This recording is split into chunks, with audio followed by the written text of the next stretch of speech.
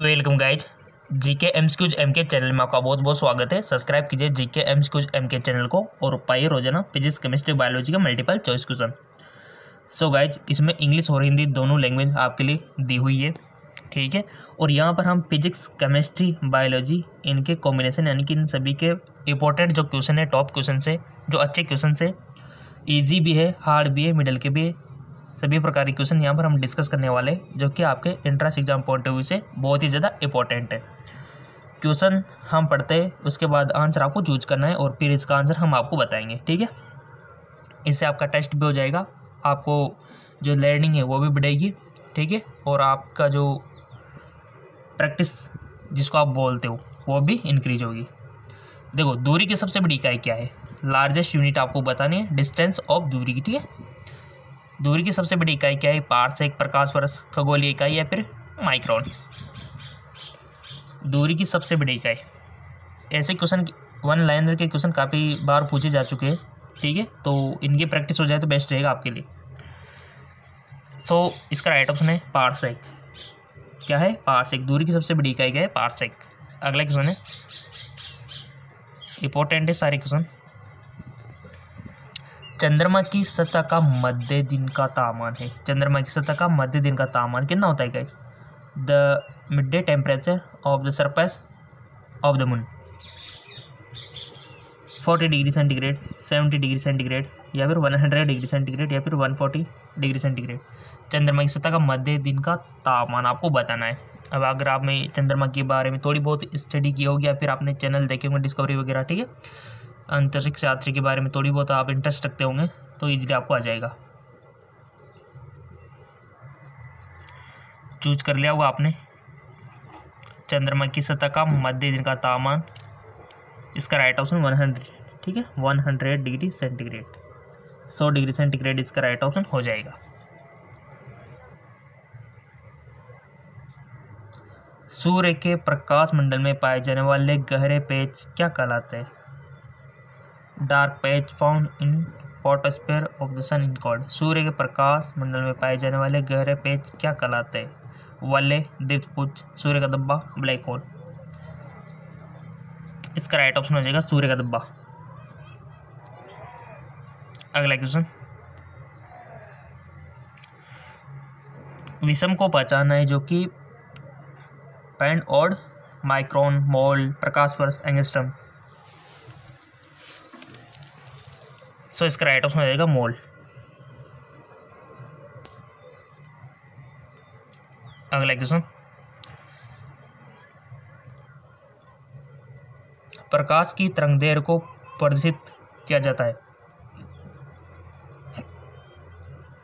Micron, Fermi, angstrom, प्रकाश वर्ष। प्रकाश की तरंगदैर्घ्य को प्रदर्शित किया जाता है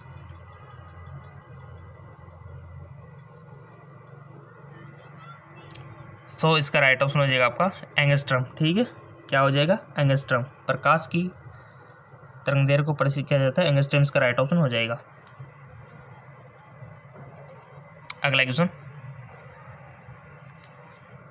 the SI unit of temperature यानी कि ताप की एसआई इकाई है? Second, kelvin, Celsius, Fahrenheit.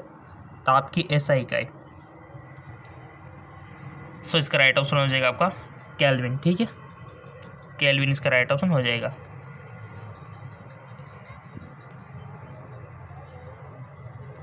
प्रकाश वर्ष का उपयोग क्या दर्शाने के लिए किया जाता है? लाइटर यूज एक्सप्रेस यानी कि प्रकाश वर्ष का उपयोग क्या दर्शाने के लिए किया जाता है? प्रकाश की तीव्रता, प्रकाश की चाल, समय, दूरी।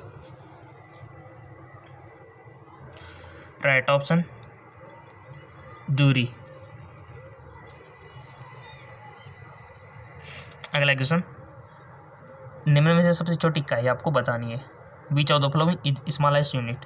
Micron, Fermi, kilometre, millimetre. Right option is Fermi. अगला क्वेश्चन, 1 मीटर लंबाई में कितने जीवाणु होते हैं? देखिए यहाँ पर जो दिया हुआ है कि जीवाणु का आकार 1 माइक्रो है, 1 मीटर लंबाई में कितने जीवाणु होंगे? जीवाणु का आकार यहाँ पर दिया हुआ है, तो 1 मीटर लंबाई में कितने होंगे गाइस? बहुत अच्छा क्वेश्चन है।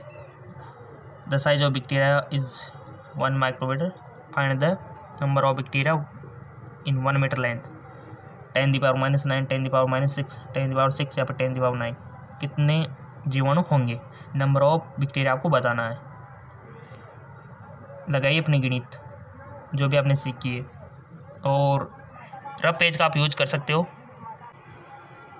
सो इसका राइट ऑप्शन 10⁻⁶। नेक्स्ट, निम्न में कौन सा यौगिक ओलियम से मिलता है? ओलियम जानते हो ना गाइज, केमिस्ट्री पढ़ी होगी आपने तो इजीली आ जाएगा। Which compound among the following is contain is oleum? इसका आंसर के लिए पहले तो आपको ओलियम को जानना है। देखो, या कोई अगर कंपाउंड दिया हुआ है कुछ विशेष नाम उनका होता है, वो आपको याद रखना चाहिए, ठीक है। तो ओलियम से मिलता है। बताओ, अब जो इंटेलिजेंट होंगे वो इसका आंसर दे देंगे। सो इसका राइट ऑप्शन हो जाएगा आपका H2SO4, ठीक है, H2SO4 ये ओलियम से मिलता है। अगला क्वेश्चन, स्थिर दाब पर गैस के निश्चित द्रव्यमान के लिए गैस का आयतन ताप बढ़ाने पर बढ़ता है और ठंडा करने पर घटता है। यह कथन किससे संबंधित है? बॉयल का नियम, अवगाद्रो नियम, गिलुसे का नियम, चार्ल्स का नियम। स्थिर दाब पर गैस के निश्चित द्रव्यमान के लिए गैस का आयतन ताप बढ़ाने पर बढ़ता है और ठंडा करने पर घटता है। यह कथन किससे संबंधित? बहुत अच्छा क्वेश्चन, रूल याद होंगे आपको, बॉयल के, अवगाद्रो के, गिलुसे के, चार्ल्स के, सब आपको आ जाएंगे। कहीं से भी क्वेश्चन पूछ लो, बट देखो नियम, इसके जो रूल्स है, इनके जो प्रिंसिपल है, इनकी जो थ्योरीज है, वो अगर आपको याद होगी ना तो आप कोई भी क्वेश्चन आ जाओ इजीली उसको कर पाओगे। सो इसका राइट ऑप्शन आपका हो जाएगा चार्ल्स का नियम, चार्ल्स का नियम। और बॉयल का नियम, अवगाद्रो नियम, इनको याद रखना गाइज, इनकी थ्योरी को। अगला क्वेश्चन है, निम्नलिखित में उभयधर्मी ऑक्साइड बताइए। आपके सामने ऑप्शन है sulphur dioxide, nitrogen dioxide, aluminium oxide, calcium oxide. निम्नलिखित में उभयधर्मी ऑक्साइड बताइए। और गाइज आपको पता होना चाहिए कि धातु के ऑक्साइड क्या होते हैं, अधातु के ऑक्साइड क्या होते हैं, उपधातु के ऑक्साइड क्या होते हैं, ये चीज़ आपको पता होनी चाहिए। अम्लीय होते हैं कि सारे होते हैं कि, ठीक है। सो निम्नलिखित में से आपको उभयधर्मी ऑक्साइड बताना है, और बहुत सारे तो ऑप्शन चूज भी कर लिया होगा क्योंकि आपको एग्जाम में इतना टाइम मिलने वाला नहीं है। सो आपकी हैबिट होनी चाहिए कि आप जैसे क्वेश्चन पढ़ो उसके बाद इमीडिएटली यहाँ पर जो ऑप्शन दिए हुए हैं उनमें से क्विकली आप वन ऑप्शन चूज कर लो। सो इसका राइट ऑप्शन हो जाएगा आपका एल्यूमिनियम ऑक्साइड एक उभयधर्मी ऑक्साइड है। एल्यूमिनियम ऑक्साइड एक उभयधर्मी ऑक्साइड है। चलो आगे, अगला क्वेश्चन, प्रोपेन के एक अणु में सहसंयोजक आबंध की संख्या है। The total number of covalent bond in A molecule of propane. Propane के एक अणु में सहसंयोजक आबंध की संख्या है 8, 10, 12, 9। सो इसका राइट ऑप्शन चूज कर लिया होगा आपने, चूज कर लिया करो गाइस, बिना कहे आप वन ऑप्शन तो आपको करना ही चूज। जैसे हम इसको रीड करते, रीड होने के बाद, कंप्लीट होने के बाद आप इनको जैसे हम ऑप्शन बोलते तो आप चूज कर लिया करो जो भी आपकी नॉलेज के अकॉर्डिंग, ठीक है। सो इसका राइट ऑप्शन हो जाएगा 10। नेक्स्ट, एलपीजी खाना पकाने वाली गैस के मुख्य अवयव। ये जो क्वेश्चन है ये गाइज हमारे टाइम पे आया था, ठीक है, जब हमने एंट्रेंस एग्जाम दिया था उस टाइम पे आया था ये। एलपीजी खाना पकाने वाली गैस के मुख्य अवयव है मीथेन एवं एथेन, एथेन एवं प्रोपेन, प्रोपेन एवं ब्यूटेन, ब्यूटेन एवं पेंटेन।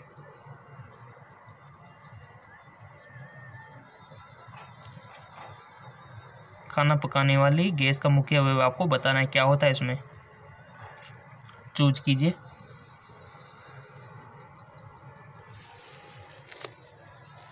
सो इसका राइट ऑप्शन हो जाएगा आपका प्रोपेन एवं ब्यूटेन। प्रोपेन एवं ब्यूटेन इसका राइट ऑप्शन हो जाएगा।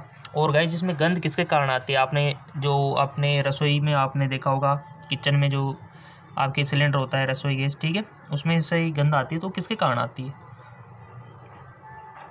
मेथाइल मेरकैप्टोन, मेथाइल मेरकैप्टोन, याद रखना इसको, ठीक है। नेक्स्ट क्वेश्चन, क्योंकि इसमें मिला दिया जाता है ताकि आपको पता लग जाए कि कैसे लिंकेज हो रही, नहीं तो आपको कैसे पता चलेगा, तो उसमें मेथाइल मेरकैप्टोन मिला दिया जाता है। कपड़ों को सुखाने के लिए रस्सी पर क्यों फैलाया जाता है? देखो साइंस है, अब आप कहोगे कि सुखाया जाता है, बट ऐसा थोड़ी है कि इसमें साइंस है कि क्यों सुखाया जाता है। जिससे इसमें सलवट ना पड़े, उन्हें पूर्ण आकार में लाने के लिए प्रेस करना आसान होता है, उनमें पानी के वाष्पीकरण के दर को बढ़ाने के लिए, या फिर कपड़ों के रंग को सुनिश्चित करने के लिए। बताओ, साइंस छिपी हुई है। अब आप किसी आम आदमी से ऐसे पूछोगे कि कपड़ों को रस्सी पर क्यों सुखाया जाता है, तो वो तो बेवकूफ़ समझेगा, बट ऐसा नहीं है, इसमें साइंस छिपा हुआ है। वो तो यही कहेगा सुखाया जाता है तो सुखाया जाता है, बट ये बात नहीं क्यों सुखाया जाता है, यहाँ पर क्या साइंस लगा हुआ है।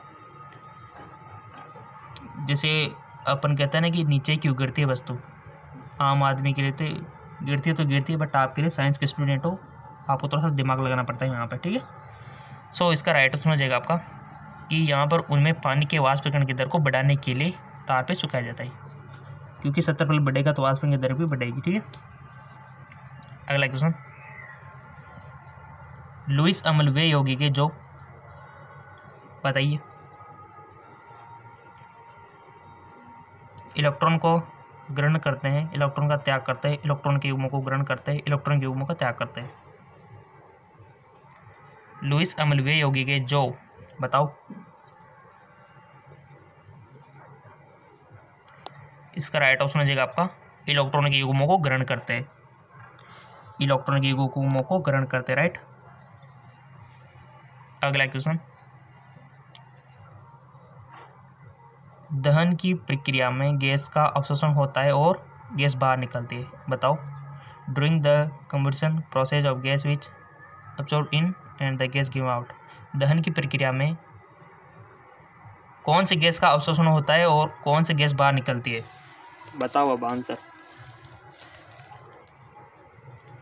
N2 अवशोषित होती है, CO2 निकलते हैं, CO यानी कि कार्बन मोनोऑक्साइड अवशोषित होती है, CO2 बाहर निकलते हैं, O2 अवशोषित होती है, CO2 बाहर निकलते हैं, N2 अवशोषित होती है या फिर O2 बाहर निकलती है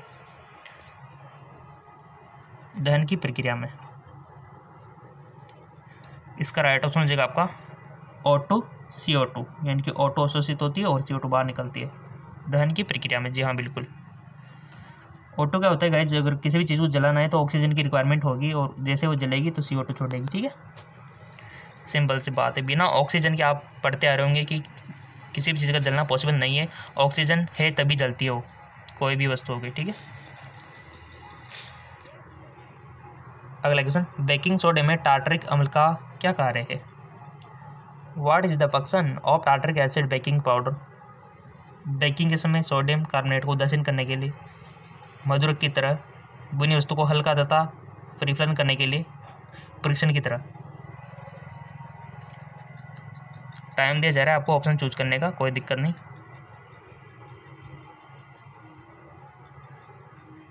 कर लिया होगा। सो राइट ऑप्शन, बेकिंग के समय सोडियम कार्बोनेट को उदासीन करने के लिए, क्योंकि यहाँ पर सोडियम बाइकार्बोनेट क्या है, सार है, बेस है यानी कि, ठीक है। और यहाँ पर जो आपसे पूछा गया कि बेकिंग टार्टरिक अम्ल, अम्ल एसिड है तो सार और अम्ल मिलकर उदासीन तो होंगे ही सही, ठीक है। और CO2 गैस उत्सर्जित करते आपने देखा होगा। निम्नलिखित भोज्य पदार्थों में से प्रोटीन स्रोत को पहचाना है। मक्का, पालक, मसूर की दाल, घी।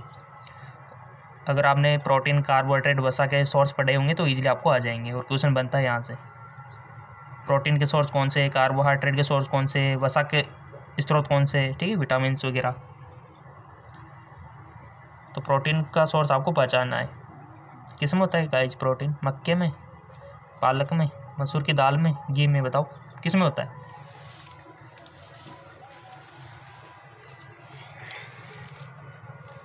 चूज कर लिया होगा। इसका राइट ऑप्शन है मसूर की दाल में। सिंपल सी बात है, दिमाग लगाने वाली बात है कि दालों में ही तो प्रोटीन होती है, ठीक है ना। और जो घी, तेल, चिकनी चीज़ें होती है, इसमें क्या होता है गाइस, इनमें होता है फैट यानी कि वसा, ठीक है। और पालक में आयरन, इस प्रकार विटामिन आप याद रख सकते हो।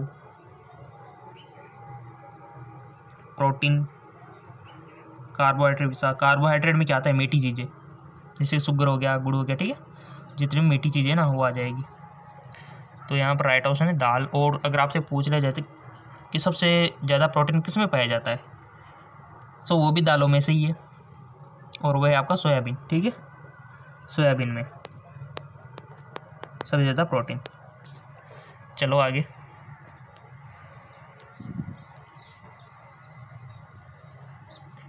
निम्नलिखित में से क्या जंतुओं से प्राप्त नहीं होता है, यानी कि आपको याद होना चाहिए कि क्या क्या प्राप्त होता है। Which of this not obtain from animal, मांस, दूध, अंडे, दालें, बताइए। ओह सिंपल सा क्वेश्चन है। सो गाइज दालें प्राप्त नहीं होती है, ठीक है, बट ये आपको कंफ्यूज करने के लिए एग्जामिनर ऐसे क्वेश्चन देता है जानबूझ के, ठीक है ना। चलता है एक और गाइज इसी थोड़े से अगर आपको हार्ड क्वेश्चन चाहिए तो हमारा जेके लोन जॉब चैनल, आपके लिए 2 चैनल हमने बना रखे ताकि आपको एक ही दिन में ज़्यादा वीडियो मिल सके। तो जेके लोन जॉब चैनल को फॉलो कर लेना, लिंक नीचे दिया हुआ है डिस्क्रिप्शन में, फिजिक्स, केमिस्ट्री, बायोलॉजी के लिए, ठीक है। क्वेश्चन भी यही आएंगे आपके एंट्रेंस एग्जाम में। सोयाबीन तथा एवोकाडोस मुख्य स्रोत है।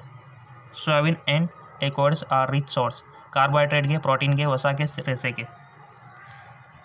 सोयाबीन एवं किसके स्रोत है, आ गया होगा तो क्वेश्चन आपको, अभी तो हम इसको करके निकले।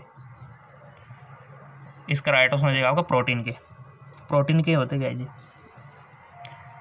मटर हो गया, चना हो गया, ठीक है, जितने भी दालें हैं, मसूर, मूंग, सब जानते हो। लड़कियां तो सब जानते हो कि दालें वाली बनाती होगी, तो ठीक है, उनको तो पता होगा क्योंकि उन दालें को बनाई होगी। अभी तो आप क्या है स्टूडेंट हो तो पता नहीं होगा, बट अगर आप हेल्प करते होंगे पता होगा घर में, ठीक है, कौन कौन सी दालें होती है, बहुत सारी होती है वैसे दालें, गर्ल्स को पता होगा। आलू, गाजर, चुकंदर तथा मूली पौधे का है, यानी कि यहाँ पर डैश आपको क्या आना चाहिए, यहाँ पर आलू, गाजर, चुकंदर तथा मूली पौधे का क्या है भाई, यहाँ पर क्या आना चाहिए, तना, जड़, फल, पत्तियाँ। देखो कौन किसका रूपांतरण है ये याद रखना, जड़ का रूपांतरण क्या है, पत्तियों का क्या है, फूल का क्या है ना, कलियों का क्या है। आलू, गाजर, चुकंदर तथा मूली पौधे का है। सो गाइस जो है आपका जड़, ठीक है, जड़, चुकंदर, मूली, जड़, ठीक है। अगला क्वेश्चन देखो, मिस प्रिंट हो, कोई भी क्वेश्चन हो जाए तो बोल दिया करो, ठीक है, नेक्स्ट वीडियो में इसको सोल्व कर लेंगे, हो सकता है कोई भी क्वेश्चन मिस प्रिंट। निम्नलिखित में से किसको लाल मांस में सम्मिलित नहीं किया जाता है, बकरी का, मुर्गी का, सूअर का, उपयोग में से कोई नहीं। सो राइट ऑप्शन हो जाएगा आपका मुर्गी का, ठीक है। अगला क्वेश्चन, नट का अच्छा स्रोत है, नट आर गुड सोर्स, प्रोटीन का, वसा का, ए और बी दोनों का, विटामिन का। नट आपने देखा होगा ना, खाने का आता है, ठीक है। और अभी तक आपने फेसबुक, इंस्टाग्राम पे फॉलो नहीं किया तो लिंक हमने नीचे डिस्क्रिप्शन में दे रखा है, फॉलो कर लेना।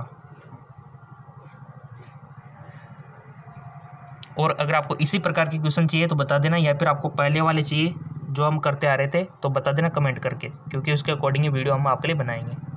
किस इसी प्रकार के चाहिए या फिर पहले वाले चाहिए। सो इसका राइट ऑप्शन हो जाएगा गाइस आपका ए और बी दोनों, यानी कि प्रोटीन का और वसा का दोनों का नट अच्छा स्रोत है, तो बेस्ट होता है बी। और कमेंट करके आप बताइए कि आपको इसी प्रकार की वीडियो चाहिए या फिर पहले वाली वीडियो चाहिए।